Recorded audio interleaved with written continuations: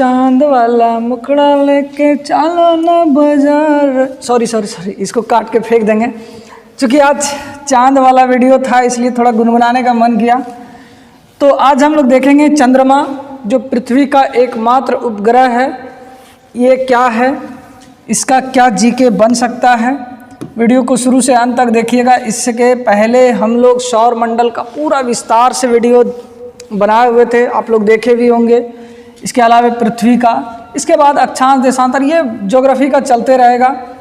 तो हम लोग आज देखेंगे चंद्रमा। ये जो आप देख रहे हैं चंद्रमा की कुछ खासियत है। इसके सतह और आंतरिक भागों के अध्ययन को सेलेनोलॉजी कहा जाता है। ये बहुत इंपॉर्टेंट क्वेश्चन है, यहाँ से पूछा जाता है कि चंद्रमा के अध्ययन को क्या कहा जाता है।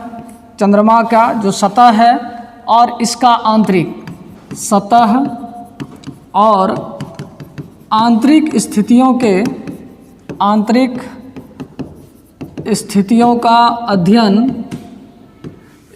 का अध्ययन सेलेनोलॉजी कहा जाता है। इसको याद रखिएगा, बहुत इंपॉर्टेंट है, सेलेनोलॉजी।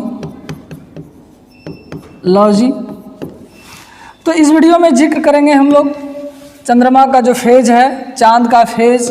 फिर यहाँ पर देखेंगे कि कैसे चांद अलग अलग आकार लेते हैं। फिर देखेंगे कि ये चंद्रमा को अपना प्रकाश है भी या नहीं है। इसके अलावा पूर्णिमा अमावस्या कैसे होता है। तो वीडियो को शुरू से अंत तक देखिएगा। जो नए लोग चैनल को देख रहे हैं प्लीज़ चैनल को सब्सक्राइब कर लीजिएगा। वीडियो पसंद आए तो लाइक, कमेंट और शेयर भी ज़रूर करें। तो आइए हम लोग देखते हैं चंद्रमा के जो ऊपरी सतह हैं और उसके आंतरिक स्थितियों के अध्ययन को सेलेनोलॉजी कहा जाता है। सेलेनोलॉजी कहा जाता है। इसमें क्या है कि इसमें धूल के मैदान होते हैं। इसमें धूल का मैदान होता है, धूल का मैदान। तो इस धूल का मैदान जो होता है इसको कहा जाता है शांति सागर। धूल के मैदान को कहा जाता है शांति सागर। और इसको जीवाश्म ग्रह भी कहा जाता है। जीवाश्म ग्रह इसको क्यों कहा जाता है? वैज्ञानिकों का मानना है, खगोलविदों का मानना है कि इस पर कभी न कभी जीवन था और उसी जीवन का अब वहाँ पर अवशेष है, उस चंद्रमा पर पाया जाता है, चंद्रमा की मिट्टी के अंदर पाया जाता है। तो इसलिए इसको जीवाश्म ग्रह भी कहा जाता है। देखिए पृथ्वी, अब देखिए यहाँ पर हम लोग एक चीज़ और देखें कि ये जो देख रहे हैं आप, ये पृथ्वी है। पृथ्वी यहाँ पर ये पृथ्वी है, ये आप देख रहे हैं कि ये पृथ्वी है। पृथ्वी के चारों तरफ चंद्रमा भी क्या है? उपग्रह है। हम लोग पिछले वीडियो में बताए थे उपग्रह किसको कहते हैं? जो ग्रह का चक्कर लगाए उसको कहते हैं हम लोग उपग्रह। तो पृथ्वी का भी उपग्रह है चंद्रमा एक। और चंद्रमा को अपना कोई प्रकाश नहीं होता है। अब आप कहिएगा कि चमकता कैसे है? तो चंद्रमा का कोई अपना प्रकाश होता नहीं है। सूर्य का प्रकाश जब चांद पर पड़ता है और हम जब पृथ्वी से देखते हैं तो चमकता हुआ दिखता है, वही परावर्तित करता है, सूर्य के प्रकाश को परावर्तित करता है। इस वजह से हमको चमकता हुआ दिखता है। जब कभी ऐसी स्थिति आती है कि पृथ्वी यहाँ पर है, हम लोग जानते हैं कि पृथ्वी भी सूर्य के चारों तरफ घूम रही है। जब ये पृथ्वी सूर्य के चारों तरफ घूमती है तो क्या होता है कि ऐसी स्थिति आती है कि सूर्य का प्रकाश चंद्रमा के इसी भाग में पड़ता है, तो जिसके वजह से हम यहाँ से इसको नहीं देख पाते हैं। तो इसीलिए उस दिन क्या हो जाता है? अमावस्या होता है।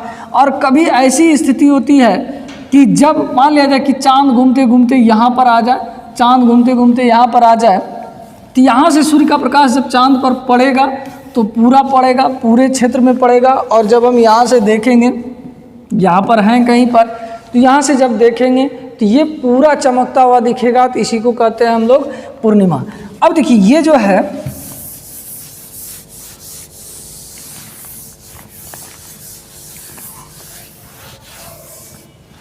ये जो है, अब ये तो पृथ्वी के चारों तरफ घूम रहा है, चंद्रमा घूम रहा है। तो इसमें दो तरह की गति इसमें भी होती है। ग्रह के तरह चंद्रमा में भी दो गति, एक घूर्णन गति और दूसरा परिक्रमण गति। अब घूर्णन गति ये अपने जगह पर रह के घूम भी रहा है ये चंद्रमा, और घूमते हुए ये पृथ्वी के चारों तरफ भी घूम रहा है। तो इसका एक कंडीशन है कि हम चांद का पृथ्वी से उसी भाग को हमेशा देखते हैं, उसके पीछे वाले भाग को नहीं देख पाते हैं। इसका वजह क्या है कि ये जितना घूर्णन करता है जितने समय में, यानी ये घूर्णन करता है 27 दिन 8 घंटे में, 8 घंटे में, और परिक्रमण भी लगभग उतने ही समय में कर लेता है। यानी ये अपने जगह पर घूमते हुए एक चक्कर 27 दिन 8 घंटे में लगाता है, फिर इसी को घूमते हुए यानी यहाँ से यहाँ तक जाने में इसको समय लगता है 27 दिन 8 घंटे, और अपनी जगह पर भी ये एक चक्कर लगाने में 27 दिन 8 घंटा लगाता है। इस वजह से क्या होता है कि हम पृथ्वी से उसी हिस्से को देख पाते हैं जो हिस्सा पृथ्वी के तरफ होता है। ये प्रश्न कई बार पूछा भी गया है सीटेट में हमेशा कि हम पृथ्वी से चंद्रमा का सिर्फ एक ही भाग क्यों देखते हैं। इसका आंसर क्या होगा कि इसका घूर्णन व परिक्रमण काल लगभग बराबर होता है। या दूसरे तरह से इसमें ऑप्शन देता है कि इसका ये जितने समय में घूर्णन कर लेता है उतने ही समय में परिक्रमण कर लेता है। इस वजह से हम पृथ्वी से चंद्रमा का सिर्फ एक ही भाग देख पाते हैं, और पृथ्वी से हम चंद्रमा का जितना भी भाग मैक्सिमम देख पाते हैं वो पूरा नहीं देख पाते हैं। 57% हिस्से को ही हम देख पाते हैं, 43% हिस्से को कभी भी चंद्रमा का हम नहीं देख पाते हैं। इसके अलावे इसमें आप लोग देख रहे होंगे ये मून का जो फेज है ये अलग अलग स्थिति में है, तो इसके बारे में भी बताएंगे। पहले इसको देख लेते हैं। घूर्णन और परिक्रमण दोनों एक ही समय में लगाता है। अब देखिए ये चंद्रमा का जो द्रव्यमान है, चंद्रमा का द्रव्यमान पृथ्वी के द्रव्यमान का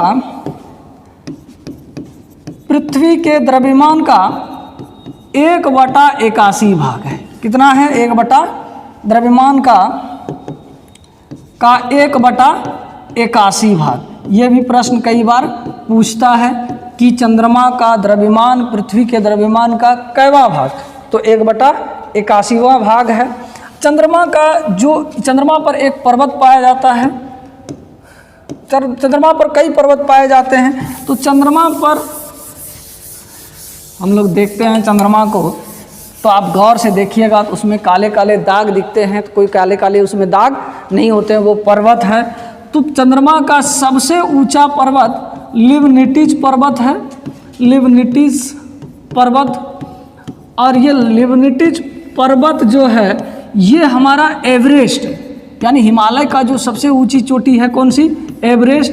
ये 8848 या अब नया एडिशन में आ रहा है 50 मीटर ऊंचा है।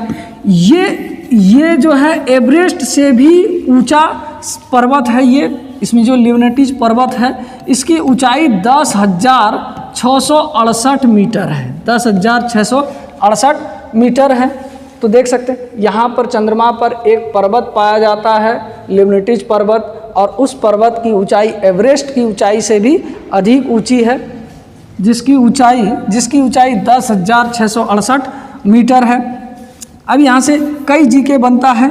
एक सुपर मून होता है। सुपर मून किसको कहते हैं? सुपर मून ये जब पृथ्वी का चक्कर लगाता है, ये पृथ्वी का जब चक्कर लगाता है चांद, तो कभी ऐसी स्थिति आती है जो पृथ्वी के सबसे नज़दीक हो जाती है, पृथ्वी के सबसे नज़दीक हो जाती। जब पृथ्वी के सबसे नज़दीक हो जाती है तो उस स्थिति को कहते हैं हम लोग सुपर मून, उस स्थिति को कहते हैं हम लोग सुपर मून, सुपर मून कहते हैं। यानी सुपर मून क्या हो गया कि चंद्रमा अपना परिक्रमण करने के क्रम में यदि पृथ्वी के सबसे नज़दीक आ जाती है तो उस स्थिति को कहते हैं सुपर मून। और सुपर मून में क्या होता है कि इस दिन ज़्यादा चमकने लगता है, ज़्यादा चमकीला हो जाता है, इस दिन ज़्यादा चमकीला हो जाता है। और पहले से जो है हमको चांद 14% ज़्यादा बड़ा दिखता है, 14% ज़्यादा बड़ा दिखने लगता है, तो इसको सुपर मून कहा जाता है। इसमें एक है ब्लू मून।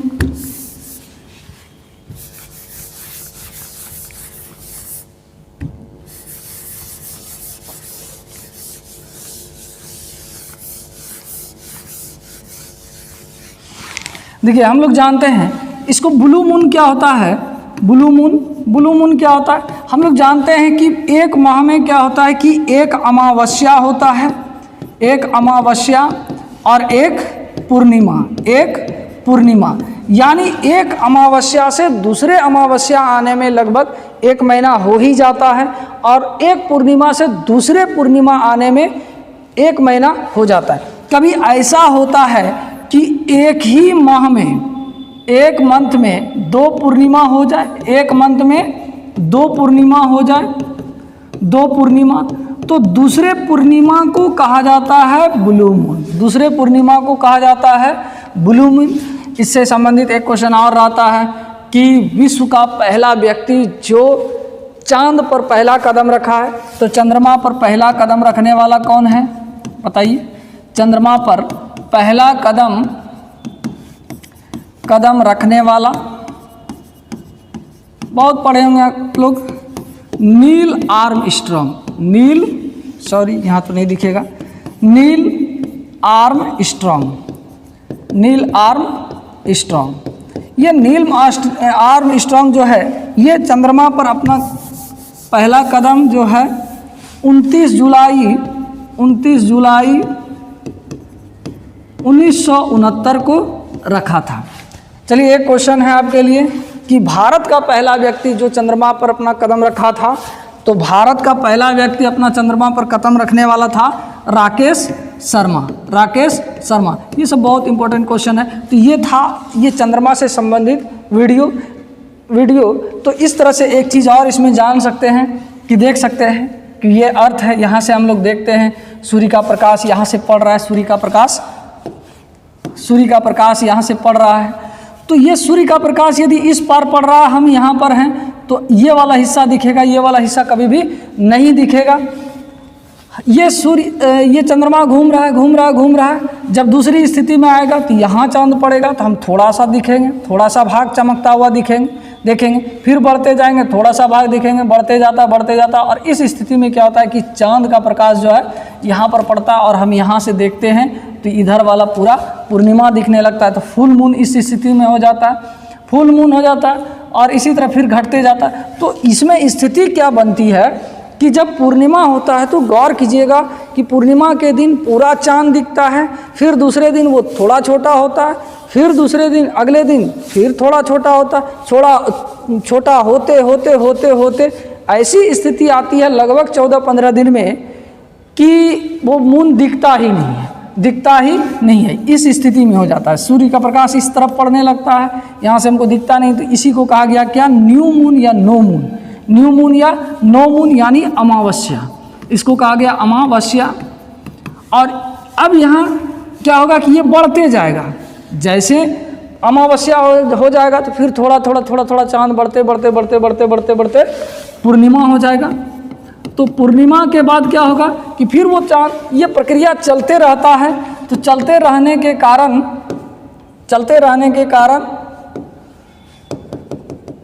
चांद का आकार बदलते रहता है। अब यहाँ पर एक फिगर हम बनाए हुए हैं, देखिएगा। इस स्थिति में क्या होता है कि ये सूर्य का प्रकाश है। सूर्य का प्रकाश जब ये पृथ्वी बीच में रहती है तो चंद्र ग्रहण कब होता है? यहाँ से एक प्रश्न रहता भी है। चंद्र ग्रहण किस स्थिति में होता है कि जब सूर्य का प्रकाश पृथ्वी पर पड़ता है, पृथ्वी उसको रोक लेती है और चंद्रमा पर जाने नहीं देता है, तब क्या हो जाता है? पूरी तरह से इस स्थिति में पूर्ण चंद्र ग्रहण होता है। और जब ये आंशिक, अब देख रहे हैं चांद थोड़ा आगे बढ़ गया, तो ये वाला भाग अंधेरा हो गया, आधा चांद दिखता है और आधा चांद पृथ्वी जो है सूर्य के प्रकाश को चंद्रमा पर जाने से रोक देती है पृथ्वी। इस वजह से हो जाता है आंशिक चंद्र ग्रहण। तो इस दिन हो गया पूर्ण चंद्र ग्रहण,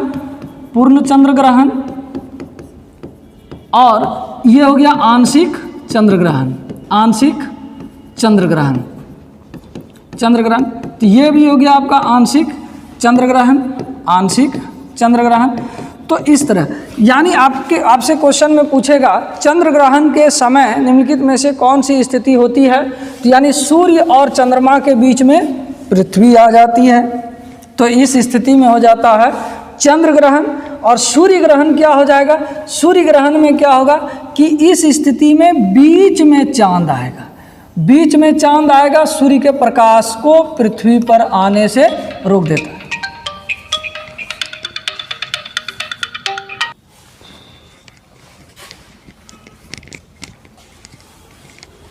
यानी चंद्र ग्रहण में क्या होता है, चंद्र ग्रहण में पृथ्वी बीच में आती है, और सूर्य ग्रहण में क्या होता है कि सूर्य ग्रहण में सूर्य और पृथ्वी के बीच में चांद आता है, और जब ये चांद आता है तो चांद क्या करता है, सूर्य के प्रकाश को पृथ्वी पर पहुंचने नहीं देता, इसलिए लगेगा कि सूर्य कटा हुआ है, सूर्य ढका हुआ है।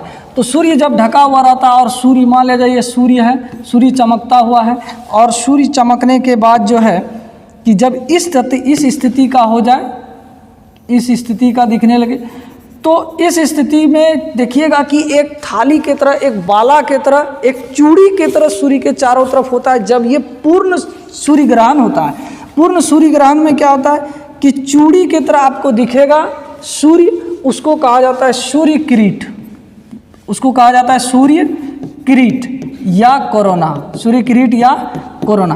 तो ये तो था चंद्रमा से संबंधित बहुत इंपॉर्टेंट वीडियो। उम्मीद करते हैं ये वीडियो आपको पसंद आया होगा। वीडियो पसंद आया तो एक लाइक तो ज़रूर कर दीजिएगा। मिलते हैं अगले वीडियो में, तब तक के लिए जय हिंद,